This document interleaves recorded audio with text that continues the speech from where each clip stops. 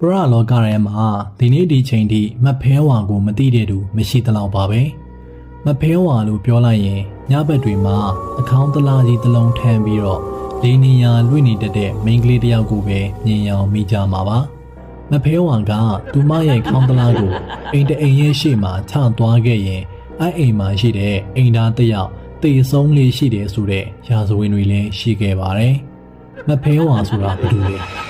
မဖဲဝါရဲ့သမိုင်းစကြောင်းကတော့ကုန်းမောင်မင်းဆက်80မြောင်ဖြစ်တဲ့ဘာကြီးတော်မင်းလက်ထက်မှာစတင်ပေါ်ပေါက်ခဲ့တာဖြစ်ပါတယ်။မဖဲဝါကပြည်မြို့စာတီးဖြစ်ပြီးသူမရဲ့အမိအရင်ကမသဲအောင်ဖြစ်ပါတယ်။မောင်ကျန်စစ်ဆိုတဲ့အကိုတစ်ယောက်ရှိပြီးငွေချင်းမောင်နှမ2ယောက်ပဲရှိပါတယ်။အကိုဖြစ်သူမောင်ကျန်စစ်ကစကိုင်းမင်းထံမှာ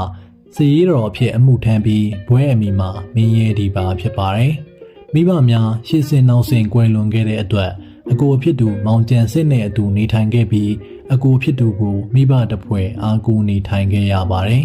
။အကိုဖြစ်သူမောင်ကျန်စစ်ကမိသားစုဝင်ဖြစ်တဲ့တဦးတည်းရှိတဲ့ညီမလေးကိုတန်ဖိုးထားချစ်ခင်ပေမဲ့တည်ရအရက်နေ့စဉ်တောက်သုံးလေးရှိပြီးအမြဲဆိုသလိုခိုက်ရန်လည်းဖြစ်ပွားလေရှိပါတယ်။တည်ရအရက်နေ့စဉ်တောက်သုံးရမှာအပေါင်းအသင်းမှာပြီးတော့ခိုးတာဓမြတွေနဲ့မိတ်ဆွေဖွဲ့မိပြီးမြို့ပိုင်မင်းကိုတော်လန်ပုံကန်တဲ့အထိစိုးသွင်းခဲ့တဲ့အတွက်မင်းပြစ်မင်းတဲ့ကြာတင်ခဲ့ပါတယ်။မင်းတရားရဲ့လိုက်လံဖမ်းဆီးခြင်းကြောင့်နမဖြစ်သူကိုခေါ်ဆောင်ပြီးအေယာဝတီမြစ်ကြောင်းတစ်လျှောက်လေငယ်လေးတစ်စင်းနဲ့ထွက်ပြေးသိမ်းရှောင်ခဲ့ရပါတယ်။မြစ်ကြောင်းအတိုင်းစုံပြေးရင်ချောင်းမြောင်းအင်းအိုင်ပေါ်များပြီးတစ်ပင်တွေထူထပ်ခါလူနေနေပါတဲ့ဒေတာတစ်ခုကိုရောက်ရှိခဲ့ပြီးတော့မောင်ကျန်စစ်ကမောင်ဆန်မဲအဖြစ်မတ်တဲအောင်ကမေဖဲဝါအဖြစ်အမိပြောင်းလဲပြီးအဲ့ရွာလေးမှာပဲဇမြုပ်နေထိုင်ခဲ့ကြပါတယ်။အရင်ကမင်းမှုထမ်းမိသားစုဝင်နေဖြစ်တဲ့အတွက်ပြည့်ပြည့်စုံစုံနေထိုင်ခဲ့ရပြီး